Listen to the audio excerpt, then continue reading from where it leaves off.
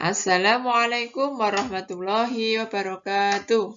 Selamat pagi anak-anakku. Bagaimana kabar kalian hari ini? Semoga kalian dalam keadaan sehat dan tetap semangat untuk belajar. Sebelum memulai pembelajaran, marilah kita awali dengan membaca basmalah. Bismillahirrahmanirrahim.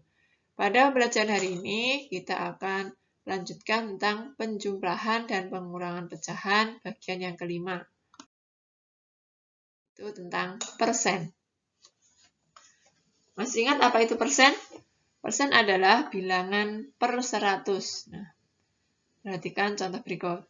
8% berarti 8 per 100. 25% berarti 25 per 100. Kemudian 77% berarti 77 per 100. Nah, sekarang kalau dibalik 3 per 100, nah itu berarti sama dengan 3%. 56 per 100 itu sama dengan 56%. 95 per 100 berarti 95%. Jadi persen adalah bilangan per 100. Nah, selanjutnya penjumlahan pecahan biasa dengan persen. 2 per 5 ditambah 30%. Nah, untuk persennya kita ubah menjadi pecahan biasa. Berarti 2 per 5 ditambah 30 per 100. Nah, 100 dibagi 5, kita sama penyebutnya ya. Jadi kita cari KPK dari 5 dan 100. Nah, sebelum menyamakan penyebut dengan KPK, kalian bisa membagi antara angka penyebut besar dengan yang kecil. Kalau bisa dibagi, angka penyebut yang dipakai adalah yang besar. Misalkan ini 5 dan 100. Nah, karena 100 itu bisa membagi 5, bisa kita gunakan untuk menyamakan penyebut tadi. Berarti 100 bagi 5 itu 20. 20 kali 2 itu 40. Ya, terus di sini. Kemudian 100 bagi 100 yaitu 1. 1 kali 30 yaitu 30. Nah, karena sudah sama, tinggal kita jumlahkan. 40 tambah 30 itu 70. Penyebutnya tetap itu 100. 70 per 100. Nah, kemudian karena masih bisa disederhanakan, bisa dibagi dengan angka dan dengan angka pembagi yaitu antara pembilang dan penyebut harus sama. 70 bagi 10 yaitu 7. Kemudian 100 bagi 10 yaitu 10. Jadi 2 per 5 ditambah 30% yaitu 7 per 10.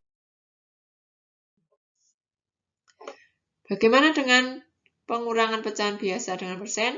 Nah, caranya sama pada penjumlahan tadi. 2 per 5 dikurangi 30%. 30%-nya diubah menjadi pecahan biasa, itu 30 per 100. 2 per 5 dikurangi 30 per 100. Kita cari KPK-nya, itu KPK-nya ketemu 100. 100 bagi 5, 20. 20 kali 2, 40. Itu di sini. Kemudian 100 bagi 100 itu 1. 1 kali 30, 30 ya terus di sini. Kemudian 40 dikurangi 30 itu 10 per 100. Jadi kita sederhanakan menjadi 1 per 10. Nah, selanjutnya penjumlahan pecahan campuran dengan persen. Misalkan 2, 3 per 4 ditambah 5%. Nah, pecahan campurannya 2, 3 per 4 kita ubah menjadi pecahan biasa terlebih dahulu. 2, 3 per 4, berarti 2 kali 4, 8, ditambah 3, berarti 11 per 4. Ditambah 5%. Nah, 5%-nya kita ubah menjadi pecahan biasa, yaitu 5 per 100. Nah, setelah itu kita samakan penyebutnya. 100 dibagi 4, itu 25. 25 kali 11, 275, terus di sini. Kemudian 100 bagi 100 yaitu 1. 1 kali 5 yaitu 5. Kita jumlahkan. 275 ditambah 5, 280 per 100. Setelah itu kita sederhanakan. Nah, selanjutnya pengurangan pecahan campuran dengan persen. Caranya sama jadi ya.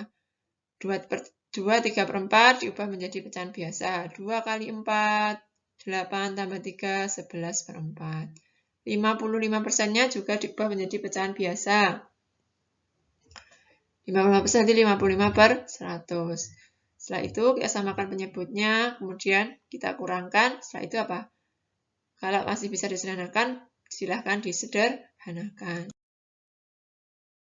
Nah, selanjutnya mengubah persen ke desimal. Nah, 4% itu kan tadi artinya berapa? 4/100.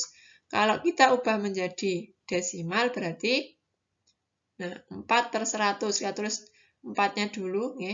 Jadi kita tulis 4-nya, kemudian per 100. Berarti di belakang koma, karena per 100 ada 2 angka. Nah, kita hitung 1, 2. Kalau tidak ada angkanya, tambahkan 0. Kemudian depannya koma, depannya dikasih 0. Atau bisa juga kalian menggunakan bagi pistol. Ya, 4/100. Ya, jadi kan ketemu 0,04. Kemudian 25%. 25/100. Kita tulis terlebih dahulu angka 25. Kita tulis angka 25.